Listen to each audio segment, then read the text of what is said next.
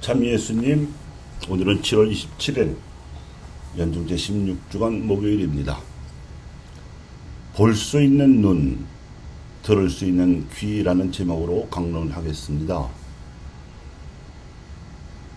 이스라엘 민족이 하느님을 믿게 된 원체험은 이집트 탈출 사건이었습니다. 이는 야곱의 후손들이 이집트 땅에서 혹독한 노예 살이를 하게 된 배경에서부터 시작합니다. 즉 야곱의 아들인 요셉이 형들의 질투로 이집트로 팔려갔지만 인생 역전으로 이집트 재상이 되어 야곱 일가를 기근에서 구해줬음 물론 당시 대기근이 닥쳤던 이집트의 왕실과 백성 모두를 구해주었습니다. 그런데 세월이 한참 흐른 뒤에 요셉의 이 고마운 사적을 잊어버린 파라오가 근거도 없는 전쟁 공포에 사로잡혀서 히브리인들을 노예로 삼겠다거나 히브리 사내 아이들을 죽이라는 사악한 명령을 내리는 바람에 혹독한 노예 살해를 하게 되었던 것이었습니다. 그러자 히브리인들이라고 불리던 이들은 자신들이 야곱에게서 전해받은 신앙에 따라서 하느님께 노예 살해에서 구해달라고 탄원하였고 이 탄원을 들으신 하느님께서 모세를 시켜 동족을 해방시키라고 분부하셨습니다. 이때까지만 해도 당장 시급한 일은 이집트 파라오의 손해귀에서 빠져나오는 일이었습니다. 10번의 재앙으로 파라오를 굴복시킨 모세와 히브리인들은 낮에는 구름 기둥, 밤에는 불 기둥의 안내를 받았고 홍해를 갈라서 드러난 마른 땅을 밟고 건너는 기적까지 체험한 후에는 하느님의 목표가 바뀌었습니다. 노예 근성이 체질화된 그들을 하느님의 백성으로 변화시키는 일이 당면 목표가 된 것입니다.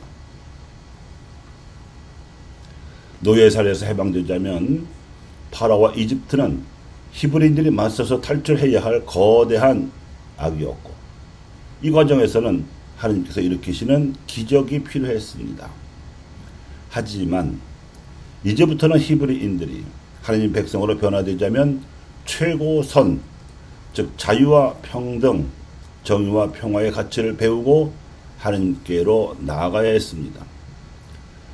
자유를 배우기 위해서는 책임을 먼저 배워야 했고 평등을 배우기 위해서는 서로를 존중하는 성숙한 인격을 갖추어야 했습니다. 정의를 배우자면 불의의 희생자들을 돌보는 용감한 자세가 필요했고 평화를 배우자면 전쟁에 대비할 것이 아니라 전쟁이 일어나지 않도록 화해와 공존의 자세를 배워야 했습니다. 이 모든 가치를 체득하자면 반드시 본인들이 하느님을 닮으려는 성화 노력이 요구되는 단계인 것이지요. 그래서 하느님께서는 모세를 시켜 히브리인들이 하느님과 소통하는 방식을 가르쳐 주고자 하셨습니다. 이제 내가 짙은 구름 속에서 너에게 다가가겠다. 그러면 내가 너와 말하는 것을 백성이 듣고 나를 언제까지나 믿게 될 것이다. 이때로부터 1250여 년이 흐른 후 드디어 하느님께서 직접 이스라엘 백성들에게 내려오셔서 하느님 나라의 복음을 선포하셨습니다. 바로 예수님이셨습니다. 예수님께서 선포하신 방식은 먼저 치유와 구막 기적으로 하느님을 체험시키신 다음에 이를 비유로 설명하시는 방식이었습니다. 이 비유라는 이야기 형식은 듣는 이들의 체험을 감안하여 소재를 선택하고 이 체험을 성찰할 수 있도록 쉽게 풀어서 말씀하시는 것이었지만 여전히 사람들은 알아듣지 못했습니다. 기적을 눈 앞에서 목격하고도 알아보지 못했습니다. 그래서 답답해지신 예수님께서는 당신을 하느님으로 알아보지도 못하고 당신의 가르침을 하느님의 말씀으로 알아듣지도 못하는 현실을 한탄하시며 이사야의 예언을 인용하신 것입니다. 너희는 듣고 또 들어도 깨닫지 못하고 보고 또 보아도 알아보지 못하리라. 이 예언은 백성의 무지와 무명을 내다본 대단히 풍자적인 해학이었습니다. 그 반면에 제자들은 예수님의 곁에서 복음 선포 활동에 동참할 수 있었던 덕분에 하나님 나라의 현실을 볼 수도 있었고 들을 수도 있었던 행운을 차지했습니다. 그래서 예수님께서 이렇게 말씀하셨습니다. 너희의 눈은 볼 수 있으니 행복하고 너희의 귀는 들을 수 있으니 행복하다. 구약시대 수많은 예언자들과 의인들도 보고자 갈망하였지만 보지 못했고 듣고자 갈망하였지만 듣지 못했던 그 복된 현실을 제자들은 체험할 수 있었던 것입니다.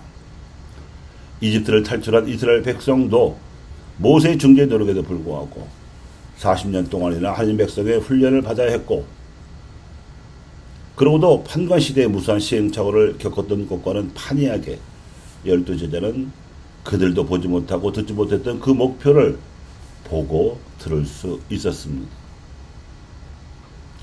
우리의 역사에서 젖과 꿀이 흐르는 약속의 땅은 역설적이게도 박해시대 교우천이었습니다. 비록 가혹한 박해의 상황이었지만 교우천 신자들은 말씀의 젖과 성사의 꿀이 흐르는 약속의 땅을 스스로 이룩했었기 때문입니다. 이 당시 하나님의 말씀을 들을 수 있었고 간만에 베풀어지던 성사를 통해 하나님의 섭리를 볼 수도 있었던 신앙 선조들이 103위 성인과 124위 복자로 우리 앞에 우뚝 서 있습니다. 오늘날 교회는 그 옛날 신앙의 광야에서 백성에게 하던 역할처럼 각 본당의 성전에서 우레소리처럼 종을 치고 신자들을 불러 모으고 있습니다. 대축일이 되면 하나님께서 내려오심을 상징하는 향연기로 가득하고 뿔 나팔소리와도 같은 강론이 울려 퍼지는 가운데 하나님께서 신자들에게 말씀하시는 시대입니다. 교회 여러분, 성사를 허투루 보지 마시고 말씀을 소홀히 듣지 마시기 바랍니다. 하늘나라의 신비가 가난하고 고통받는 이들에게 나타나고 있습니다.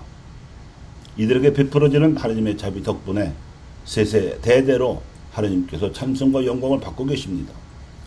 스쳐 지나가기 쉬운 이 시대의 징표를 지나치지 말고 눈여겨보시고 귀 열어 들으시기 바랍니다.